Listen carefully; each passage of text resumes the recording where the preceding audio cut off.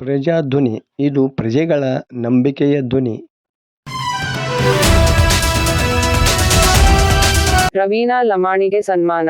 ದ್ವಿತೀಯ ಪಿಯುಸಿ ಪರೀಕ್ಷೆಯಲ್ಲಿ ಗದಗ ಜಿಲ್ಲೆ ಲಕ್ಷ್ಮೇಶ್ವರ ತಾಲೂಕಿನ ಆದರಹಳ್ಳಿ ಗ್ರಾಮದ ರವೀನಾ ಸೋಮಪ್ಪ ಲಮಾಣಿ ಅವರು ದ್ವಿತೀಯ ಪಿಯುಸಿ ಪರೀಕ್ಷೆಯಲ್ಲಿ ರಾಜ್ಯಕ್ಕೆ 2ನೇ ಸ್ಥಾನ ಪಡೆದ ಹಿನ್ನೆಲೆಯಲ್ಲಿ ಗುರುವಾರ ಅವರನ್ನು ಹಾವೇರಿ ಗದಗ ಲೋಕಸಭಾ ಮತಕ್ಷೇತ್ರ ಕಾಂಗ್ರೆಸ್ ಅಭ್ಯರ್ಥಿ ಆನಂದ ಗಡ್ಡದೇವರಮಠ ಅಭಿನಂದಿಸಿದರು.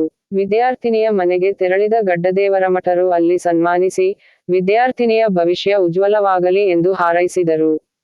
ಈ ಸಂದರ್ಭದಲ್ಲಿ ಪಕ್ಷದ ಕಾರ್ಯಕರ್ತರು ಹಾಗೂ ಅಭಿಮಾನಿಗಳು ಇದ್ದರು.